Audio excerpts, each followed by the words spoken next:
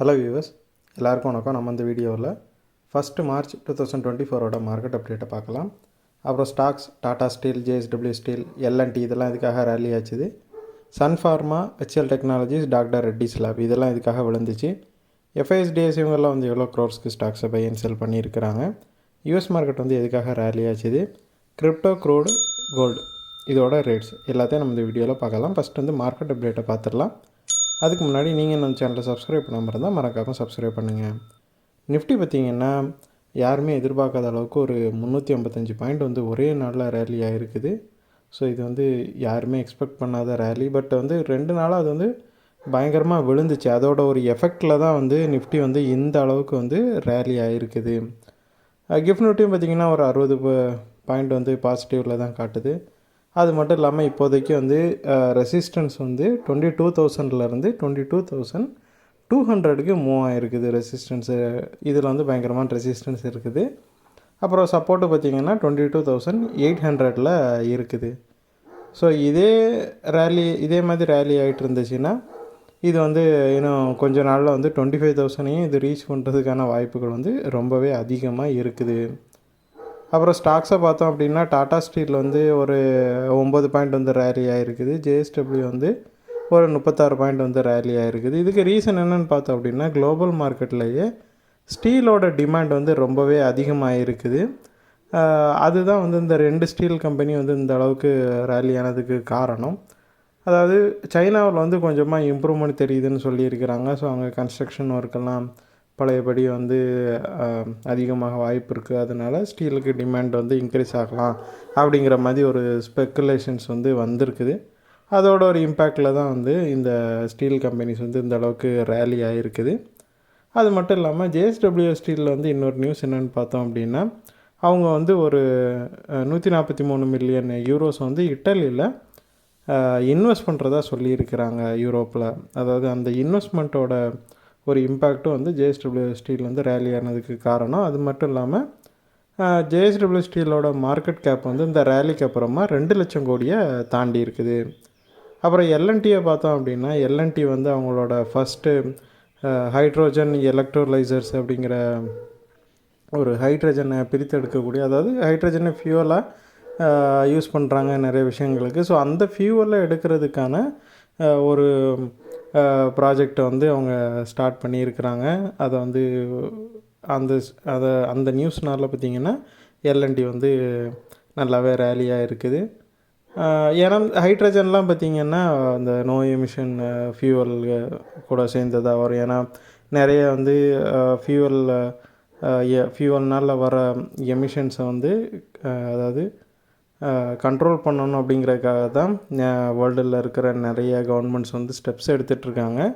So அதனால் இனிமேல் futures பார்த்திங்கன்னா இப்போல்லாம் பார்த்திங்கன்னா எலக்ட்ரிக் வெஹிக்கிள்ஸ் இருக்குது. அதே மாதிரி வந்து ஹைட்ரஜனை ஃபியூவலாக யூஸ் பண்ணுற நிறையா விஷயங்களும் இருக்குது. ஸோ அதுக்கு வந்து இது ரொம்பவே ஹெல்ப்ஃபுல்லாக இருக்கும் அப்படின்னு, அதாவது எல்என்டிக்கு இது வந்து ரொம்பவே ஹெல்ப்ஃபுல்லான ஒரு ப்ராஜெக்டாக இருக்கும்னு எல்லோரும் நம்புகிறாங்க. அதனால் எல்என்டி வந்து ரேலி ஆகிருக்குது. அப்புறம் சன் ஃபார்மா பார்த்திங்கன்னா ஒரு 18 பாயிண்ட் வந்து விழுந்திருக்குது. இதுக்கு ரீசன் வந்து சுப்ரீம் கோர்ட் வந்து ரீசெண்டாக வந்து ஹெல்த் கேர் ப்ராடக்ட்ஸோட ரேட்ஸை வந்து ஸ்டாண்டர்டைஸ் பண்ணணும் அப்படின்னு சொல்லியிருந்தாங்கல்ல. ஸோ அதோட ஒரு இம்பேக்டாக தான் சன் ஃபார்மா வந்து விழுந்திருக்குது. அது மட்டும் இல்லாமல் இது வந்து விழுறப்போ 52 வீக் ஹையில் இருந்துச்சு. ஸோ கொஞ்சமாக விழுந்திருக்குது. அப்புறம் ப்ராஃபிட் புக்கும் நடந்திருக்குது. அப்புறம் ஹெச்எல் டெக்னாலஜிஸை பார்த்தோம் அப்படின்னா கொட்டாக்குங்கிற புரோக்கர் வந்து இதோட ஹெச்எல்லோட ஸ்டாக்கை வந்து டவுன்கிரேடு பண்ணியிருக்கிறாங்க. அந்த டவுன்கிரேடுனால ஹெச்எல் டெக்னாலஜிஸ் வந்து கொஞ்சமாக விழுந்திருக்குது. அப்புறம் டாக்டர் ரெட்டிஸ் லேபை பார்த்தோம் அப்படின்னா அது ஒரு 230 பாயிண்ட் வந்து விழுந்திருக்குது. அதாவது யூஎஸில் வந்து ஆன்டி ட்ரஸ்ட் லா சூட் ஒன்று வந்து ஆட் பண்ணியிருக்கிறாங்க.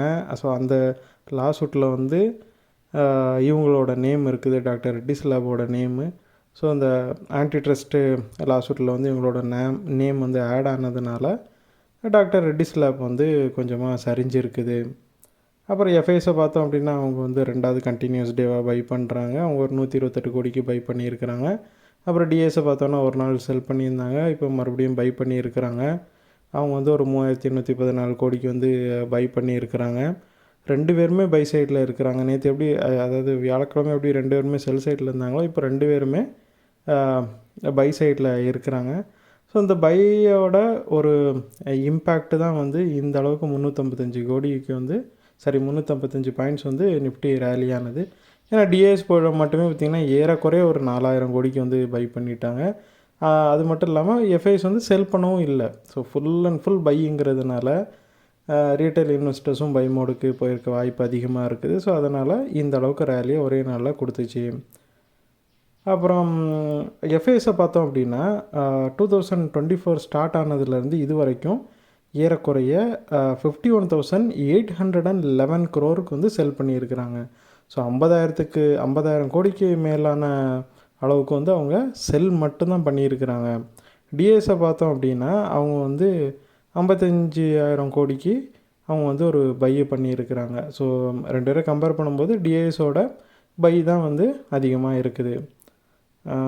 அப்புறம் பார்த்திங்கன்னா யூஎஸ் மார்க்கெட் வந்து டவ், S&P 500, நாஸ்டாக் எல்லாமே ரேலி ஆச்சுது. டவ் வந்து ஒரு 90 பாயிண்ட் வந்து ரேலி ஆகிருக்குது.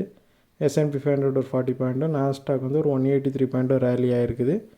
ஸோ இதுக்கு ரீசன் வந்து இன்ஃப்ளேஷன் டேட்டா வந்துச்சு.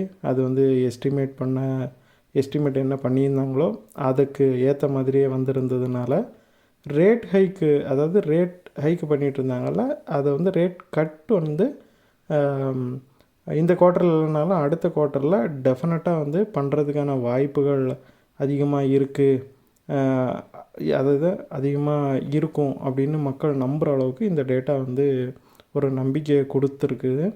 ஸோ இந்த மாதிரியே கம்மியாகவே வேறு சில இன்ஃப்ளேஷன் டேட்டாஸும் வந்துச்சுன்னா டெஃபினட்டாக வந்து ஜூன் இல்லைன்னா ஜூலையில் வந்து ரேட் கட் இருக்கும்.